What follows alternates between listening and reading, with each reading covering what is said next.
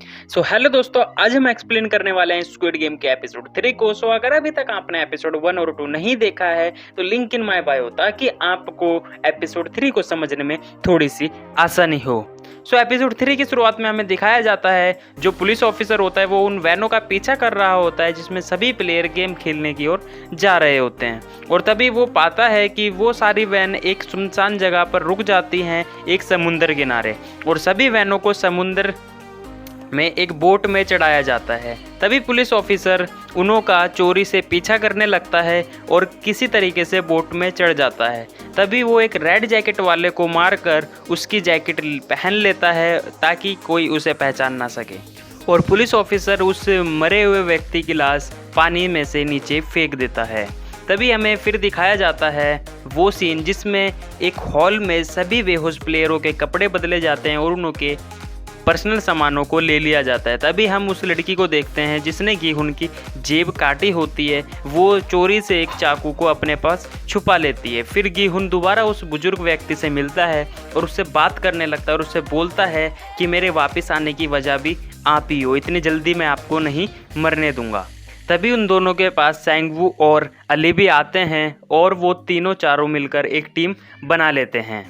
फिर यहाँ black mask और रेड जैकेट वाले बात करते हैं कि 201 प्लेयर में से ओनली 187 प्लेयर ही वापस आए हैं गेम खेलने। फिर हमें दिखाया जाता है कि सभी प्लेयर्स को खाना दिया जा रहा है और गीहुन की टीम भी खाना खा रही होती है। तभी सैंगवू बोलता है कि गैस करो आगे का गेम क्या हो सकता है। फिर हमें वो पुलिस ऑफिसर दिखाया जाता है जिसका नंबर 29 होता है और जिसे उसने मारा होता है उसका रूम नंबर भी 29 होता है। फिर हमें रात का सीन दिखाया जाता है कि गेम हॉल में से एक लेडी टॉयलेट जाने के लिए जिद कर रही होती है, और ये लेडी वही होती है जिसने अपने बच्चे का नाम तक भी नहीं रखा होता है, मगर रेड जैकेट वाले लोग उसे टॉयलेट जाने से मना करते हैं। तभी वो वहाँ पर तेज़ी से चिल्लाने लगती है और बहुत तेज़ी से जिद करने लगती है, और रेड जैकेट वाले इस चीज़ के लिए फिर मान जाते हैं और उसे टॉयलेट जाने की इजाज़त दे देते हैं। तभी वो जो इसने चाकू चोरी किया होता है वो लड़की भी टॉयलेट जाने की जिद करने लगती है। फिर उन दोनों को टॉयलेट में छोड़ दिया जाता है। फिर हम यहाँ पाते हैं कि जो लड़की टॉयलेट जाने के लिए जिद कर रही होती है वो अपने पास सिगरेट और लाइटर भी छुपा कर लाई होती है और वो वहाँ पर जाकर सिगरेट पीने लगती है। तभी फिर हम यहाँ पर देखते हैं कि जो लड़की चोरी से चाकू लेकर आई होती है पाइप के सहारे चेक करने लगती है। तभी वो लड़की उससे बोलती है कि तुम यहाँ पर पहरा दो, अगर कोई गार्ड वगैरह आए तो मुझे इन्फॉर्म कर देना। फिर यहाँ पर हम देखते हैं जो पुलिस ऑफिसर अपने साथ फ़ोन भी चोरी से ले गया होता है वो अपने फ़ोन पर टेक्स्ट कर रहा होता है जो भी उसने आज यहाँ पर देखा कि एक सुनसान आइलैंड पर किस तरीके से गेम खिलाया जाता है। फिर हमें सुबह का सीन दिखाया जाता है और सभी को नाश्ता दिया जाता है, और यहाँ पर एक लेडी दूसरी लेडी से पूछती है कि बताओ ना तुमने कल क्या देखा। फिर वो लड़की बताती है उसे कि मैंने एक बड़े से बर्तन में कुछ उन्हें पिघलाते हुए देखा। फिर जब वो पूछती है क्या पिघलाते हुए देखा तो वो बताती है मैंने उन्हें एक बड़े से बर्तन में चीनी पिघलाते हुए देखा, और इस बात को सैंगवू भी सुन लेता है। फिर यहाँ पर सभी प्लेयर्स को अलर्ट किया जाता है कि गेम नंबर 2 के लिए सभी रेडी रहें, बहुत जल्द गेम नंबर 2 स्टार्ट होने वाला है।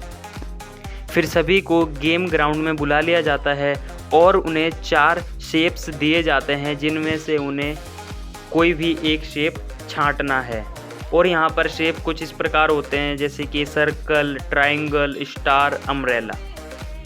फिर यहाँ पर हम पाते हैं कि सैंगवू ट्रायंगल को चूज़ करता है और अली सर्कल को, और अम्ब्रेला गीहुन चूज़ करता है और ओल्ड मैन स्टार को चूज़ करता है।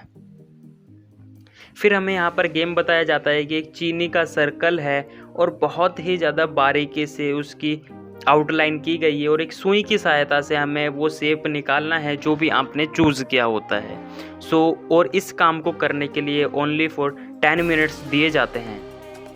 तभी यहाँ पर हम पाते हैं कि सैंगवू अपने शेप को बहुत ही आसानी से निकाल लेता है और इस चैलेंज में पास हो जाता है। फिर हमें अली के ऊपर थोड़ा सा फोकस कराया जाता है और किसी तरीके से अली भी अपने सर्कल को निकाल लेता है और इस चैलेंज को पास कर लेता है। फिर यहाँ पर हम ओल्ड मैन और गीहुन को देखते हैं जो कि बहुत ही ज़्यादा टेंशन में होते हैं क्योंकि बहुत तेज़ी के साथ टाइम कम हो रहा होता है, और टेंशन के मारे गीहुन के पसीने भी छूटने लगते हैं। और ओल्ड मैन का भी बहुत सारा गेम ऐसा ही होता है। फिर और यहाँ गीहुन का सबसे हार्ड पजल होता है, इसलिए बहुत ज़्यादा टेंशन में होता है, जिससे उसका पसीना भी निकलने लगता है और एक पसीने की बूंद उसके शेप पर जाकर गिर जाती है। तब उसे आइडिया आता है कि पीछे से इसकी लाइनें बहुत कम है, अगर मैं इसे किसी तरीके से पिघलाने में कामयाब हो जाता हूँ, एज अ कैंडी की तरह मैं इसे सक करने लगता हूँ, तो मे भी बहुत जल्दी मेरा शेप निकल जाएगा।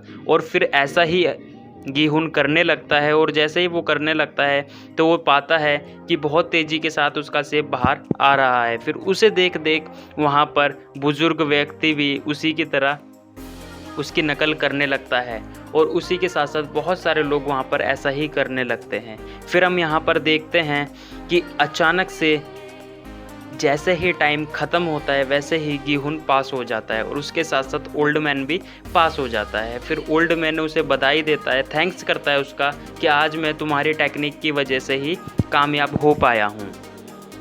और फिर हम यहाँ पर देखते हैं 187 में से बहुत सारे लोग एलिमिनेट कर दिए जाते हैं और यहाँ पर एक व्यक्ति का ओनली अम्ब्रेला का छोटा सा पीस ही टूटा होता है। तो उसे एलिमिनेट करने के लिए जैसे ही बंदूक उसके ऊपर टतानी होती है, वो सुई से एक रेड जैकेट वाले के ऊपर बंदूक तान देता है और उससे उसका मार्क्स उतारने के लिए बोलता है। मगर जैसे ही वो मार्क्स उतारता है तो उसमें से एक बच्चा निकलता है, जिसे देखकर वो चौंक जाता है और अपने आप को खुद ही गोली मार लेता है। फिर यहाँ पर हम देखते हैं कि ब्लैक मास्क वाला व्यक्ति आता है और उस बच्चे को भी गोली मार देता है, क्योंकि यहाँ पर कोई भी अपना फेस शो नहीं कर सकता, ओनली प्लेयर्स ही यहाँ पर फेस को शो कर सकते हैं। और इसी सस्पेंस के साथ यहाँ पर एपिसोड 3 भी ख़त्म हो जाता है। सो होप करता हूँ कि आपको एपिसोड 3 की एक्सप्लेनेशन बहुत ज़्यादा पसंद आई होगी।